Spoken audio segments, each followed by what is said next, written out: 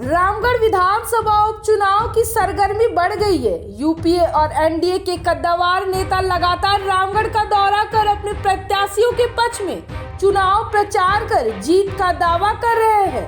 रविवार को राज्य के मुख्यमंत्री हेमंत सोरेन गोला स्थित हाई स्कूल मैदान पहुंचे, जहां विशाल सभा का संबोधित करते हुए भाजपा और आजसू पार्टी पर जमकर गरजे। सीएम ने कहा कि भाजपा और आजसू पार्टी ने झारखंड को लूटने का काम किया है। दोनों पार्टी के नेताओं को विकास से कोई लेना देना नहीं है।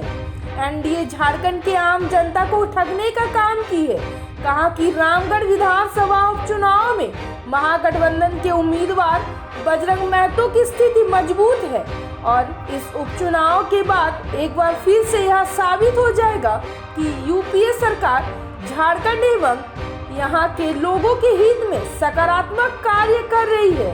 सीएम ने कहा कि भारतीय जनता पार्टी के नेतृत्व वाली केंद्र सरकार केवल और केवल अपने बातों से लोगों को भ्रमित करने का प्रयास कर रही है, लेकिन उसे किसी भी हाल में झारखंड में सफलता नहीं मिलेगी। रामगढ़ विधानसभा उपचुनाव में भी पिछले उपचुनावों की तरह गठबंधन उम्मीदवार को जीत जरूर मिलेगी और कांग्रेस प्रत्याशी भारी अंतर से विजय प्राप्त करेंगी।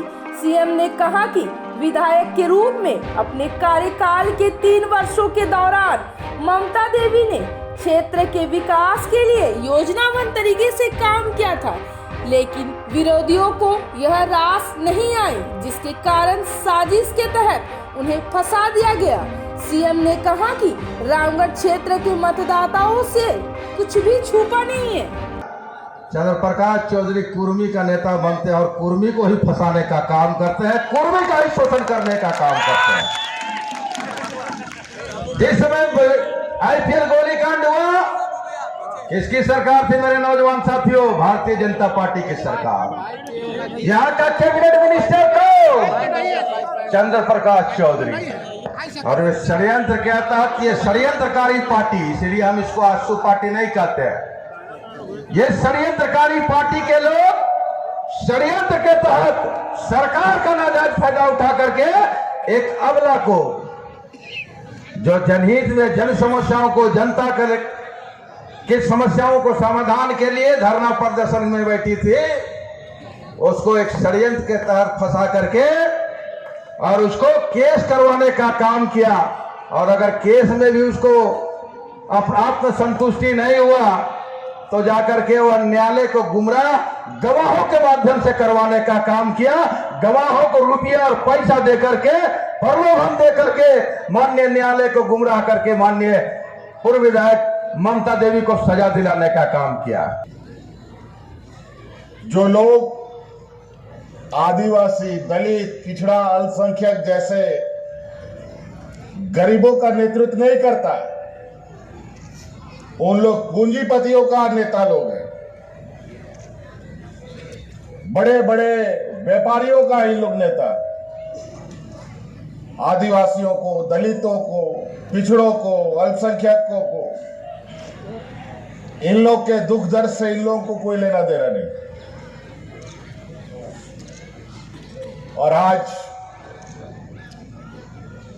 यहां पर एक उपचुनाव एक योजनाबद्ध तरीके से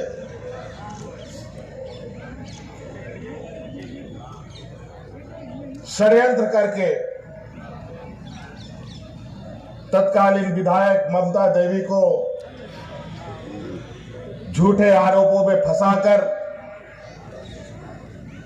जेल भेज दिया और इस दूध मुआ बेटा का मां का दूध भी छुड़वा दिया। एक छोटी सी बेटी भी, अब कैसा पल रहा है, बढ़ रहा है।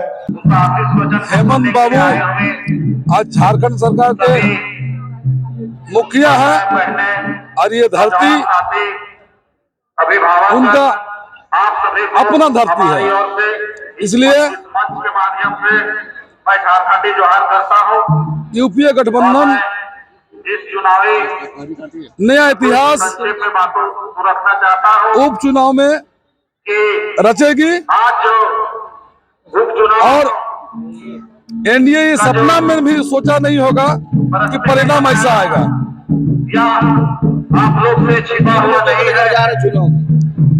आप लोग मेरा एक ही मुद्दा है बातें जानते हैं कि जनता का पैसा जो थाना और ब्लॉक में चुनाव जो हो रहा नहीं लगे, किस कारण से हो ये रहा मेरा है। पहला मुद्दा है कि जनता का पैसा थाना और ब्लॉक में क्योंकि इस नहीं लगेगा। 2023 मार्च 15 वर्षों से जो मार्च के बाद वो पैसा नहीं लगेगा। लोग